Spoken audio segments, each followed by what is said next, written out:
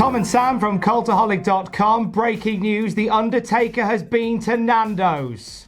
We don't know if he's been before. Maybe he's just like a regular. Do you know what? He certainly has the money to just fly over whenever he wants and have some. I know, right? I know. I mean, there is other news in the day, but I thought I'd get the main story out of the way. The Undertaker has been to Nandos. We'll delve deeper into this very shortly, but here's the other headlines. We have the reason behind some of WWE's draft picks. Rumours of a huge announcement coming out of Japan this week, and we stay in Japan for some big matches for Wrestle Kingdom. We'll get into those very shortly. Still to come, breaking news on The Undertaker going to Nandos. We'll get into that very soon. But the WWE draft almost wrapped up. We've got the small matter of a supplemental draft still to come, Sam. But the main meat of the draft has now happened, and we have a little bit of reasoning behind some of the more peculiar manoeuvrings in the draft. It's more like logistical, isn't it? It just sort of makes sense for once. For once it actually makes sense. So the story is that some of these draft picks were made because the WWE doesn't want to split up couples. Now, any long-term fan of WWE will find this sort of thing a bit mind-blowing, because sometimes, and I'm not saying there's a malicious, delicious nature to it, but they have tended to split couples up in the past, haven't they? I think part of it is now if you're going to do something like split a couple up, you're more likely to create a pissed off member of staff, and a pissed off member of staff is going to want to leave. And these days you got competition. You used to be able to go, where are you going to go? And then laugh as he pointed to Florida at TNA, but you can't anymore. So now they want to keep everybody sweet. They're certainly keeping Andrade sweet. He was moved to Raw with Zelina, and they also moved Charlotte to Raw as well. That was a bit of a peculiar decision when Charlotte's name came up as a Raw star, because she's been a part of a lot of the advertising and promotion for Friday Night SmackDown. This feels a little bit 11th hour. She was wearing red last week, though. So red, Raw, yeah. Red means lose and red means Raw. All red everything. Also, this explains why we've seen the end of R-Truth and Carmella as a unit, if this is the case, because Carmella and Corey Graves obviously are a thing in real life, and they want to keep Carmella and Corey Graves together, and they also want to keep the 24/7 championship on Raw, as it was a plot device of a belt devised by the USA Network. And I imagine it helps fill some of that extra third hour, doesn't it? Oh, it really does beef out another 60 minutes of wrestling. There are a few other bits of reasoning as to why certain draft decisions happened. Humberto Carrillo drafted to Raw because he's very much considered the next big Hispanic star in wrestling. This makes me very happy. You're a 205 Live guy. Tell us if you don't know about Carrillo. Humberto Carrillo comes from quite a large wrestling family in Mexico. He's the cousin of Angel Garza, or Angel Garza, I think he's now being billed as. But yeah, he comes from the Garza family. He is amazing. He is so fast, so smooth in everything that he does. He was sort of wasting away, unfortunately, as horrible as is to say, in 205 Live. But now he's hopefully going to have, a couple of matches with Ray. Yeah, and that's exciting for a guy like Carrillo to be matched up with somebody like Rey Mysterio, and also seen as the guy that will probably supersede Mysterio, if Dominic doesn't crack the 619 anytime soon. The thing is, he's great with promo work. He comes across as super humble. He just seems like a really likable guy. As I said, massively athletic in-ring style, so yeah. Excited for him. Also, Rusev has stayed on Monday Night Raw because apparently WWE head office, they love this whole Rusev, Lana, Lashley shenanigan at the moment. I don't know why you're surprised that WWE head office, which just means Vince, likes this story. It's such good. He's just finally getting them back for getting engaged. Is this what? Yeah. Is this the ultimate end? Maybe this is Vince going, what do you mean I can't split couples up anymore? Fine, I won't, but I'm going to make their lives really difficult. That might be what he's doing there. Yeah. The few other names are still floating around who haven't been drafted. The great undrafted, maybe sorted in a supplemental draft. Well, I'm hoping it's not going to be a supplemental draft, because they made it quite clear that it was like they get to choose where they go. So unless they're going to have like a big thing at each show where it's like, we all choose to go X, Y, and Z, I reckon you're going to get some people that are like, I choose to go down to NXT. See you later. And I'd like for it to, rather than be like this big, deal, just have it happen. Just have them turn up. Just have them rock up and just go, here we are. Especially if somebody's going down to NXT, like maybe Cesaro. Cesaro's a great pick for NXT. Get down to NXT, or get over to NXT, Cesaro. It's still down. And it's not down. Championship, Raw and SmackDown, the Premiership. No. Dana Brooke, AOP, Hawkins and Ryder, a few of the names that are the great undrafted, the Iconics. That surprises me. I thought the Iconics would have been drafted.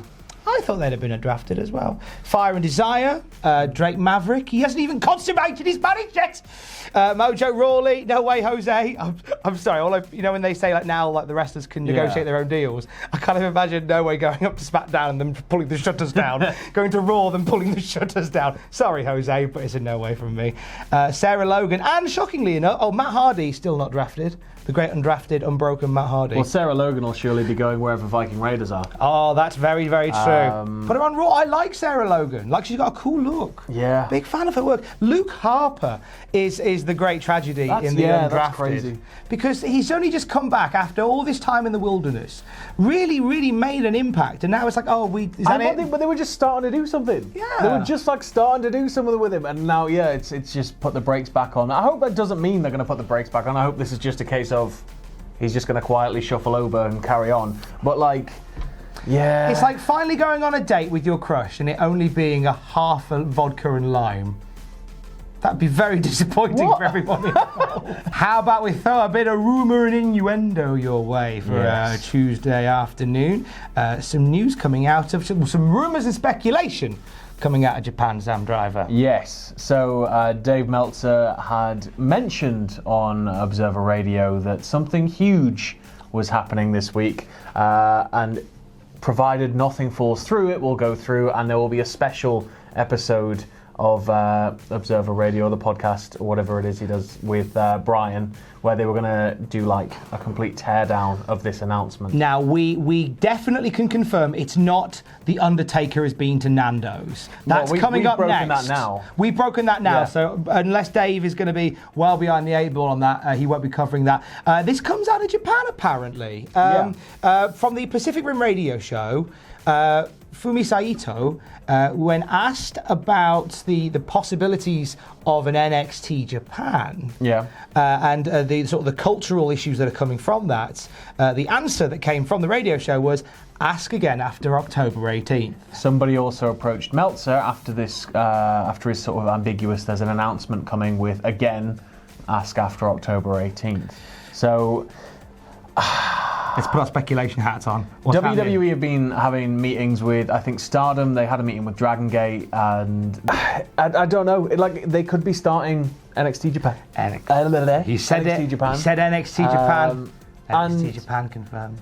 But at the same time, because apparently WWE and New Japan are going to be having announcements next week, big announcements. There's also rumours running rife on Squared Circle, places like that we could be seeing a supercard. There could be a working relationship established. I don't think that would be the case. I think that whatever WWE does to break into the Japanese scene is going to be a very big uphill battle, because you don't just bully your way into that scene. It's a much harder scene to sort of get started in. I think they would need to have a lot of other companies on board. But I don't know. Intriguing times. Obviously, we know no more than that, but it's always fun to oil the rumour wheels. So we've done just that. And obviously, stay with Cultaholic. When we know more, you'll know more. The Undertaker has been to Nandos.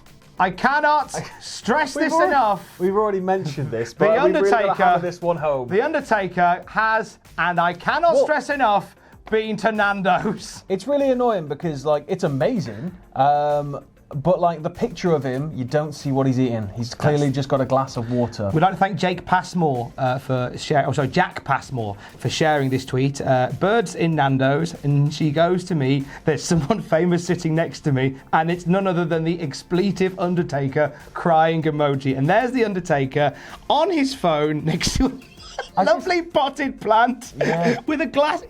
Now, is that a glass of water? It's a glass of water. Oh my God! Free refills in Nandos. You're drinking water, Undertaker. How healthy, man. No, you can have a Diet Coke. He's not eating any bread, guaranteed. He's just eating whole chickens. Whole chickens and water. We need to find out which branch of Nandos this sauce. is. No, do you reckon oh, dry. Just be dry chicken. Oh, do you reckon he just has dry chicken? Okay, what do you think do you think he has two sides? It's loaded with like sugar and stuff in it, so you can't true. really. He probably has some form of side, but I imagine he's just got like a chicken on each fist, like a lollipop, and he's just. I just want to know whether he'd have the two sides or like the one mega side that they do. Or maybe, you know what, he's a bit flush these days. He could have had both. He could have Maybe he was just going in for a cup of water. We'll never know. That'd be so sad if he did. Come on, Undertaker, going for a nice... imagine... Going for a lovely Portuguese meal. Yeah, going for in the middle. So this actually is the real Undertaker, because he was indeed in Scotland this week. He was attending a Comic-Con, and he's just stopped for a bit of Nando's, and we feel like it's good that you stop your day and join us in, maybe put in the comments below, what do you think the Undertaker had at Nando's? I reckon like 2 whole chickens. 2 whole chickens, 1 on each arm. I don't think he's a wrap guy. No. It's either got to be burger or whole chicken, I think, with Taker. He's not a rap guy, he's a fan of Limp Bizkit. Heyo! That would make him firmly a rap guy. That's very true, actually. And finally, we fly back to Japan. Some exciting announcements ahead of Wrestle Kingdom weekend in Japan. Sam Driver, this is your wheelhouse. What have we got? Oh, you've got a disappointed Sam because he's not going to be there for Liger's retirement matches. But New Japan held a massive press conference and they confirmed that Okada is going to be defending his IWGP Heavyweight Championship against Kota Ibushi in Night 1 of Wrestle Kingdom 14. He has also said that he is open to defending it both nights. So I think there's your second night main event as well, but with a different competitor. And that's where he's going to have it cruelly torn away from him, I think. Liger has also got his retirement, his first retirement match. Apparently, he might have one on each night as well. He's teaming with Tiger Mask, the Great Sasuke, and Tatsumi Fujinami to take on Taguchi, Tatsuhito Takaiwa, Shinjiro Otani, and Naoki Sano. Nailed it. Yes, hopefully. In Liger's corner, there's going to be El Samurai, and yeah, it just looks mental. I think as well, just to run down some more of the card, we have no more defenses of Ibushi's G1 Climax briefcase. After winning the G1 against Jay White, Ibushi defended the opportunity at the belt against Kenta. There'll also be no more IWGP heavyweight title matches prior to Wrestle Kingdom, so that's building up some big stuff. Here's the interesting thing, right? Yeah. Night 1 of Wrestle Kingdom, Liger's got that big 6-man tag. Everybody in that match, Liger's had a little bit of history with. Yeah. Night 2, he's having a second retirement match. His opponent has not been announced. Liger is optimistic that it'll be someone he's never wrestled before.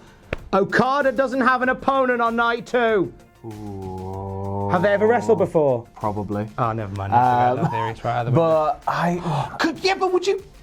I mean, you'll have to pardon my ignorance of this, but that'd be Wrestle Kingdom, Okada, Liger. It'd be massive. It'd be absolutely massive. I was sort of thinking they were going to do Suzuki Liger though. You reckon? To end it off, but I don't know. The interesting thing that so far has been Tatsumi Fujinami, though. He had to sort of walk away from New Japan in 2006 after a bit of a backstage dispute with management about him and Riki Choshu. It was basically one of you stays, one of you goes. And apparently he just broke down at sort of like the happiness of being allowed to come back and for Liger giving him the opportunity. He's like 65. Wow. And he's the guy that runs Tradition, the company where they put on like Masters Wrestling, basically.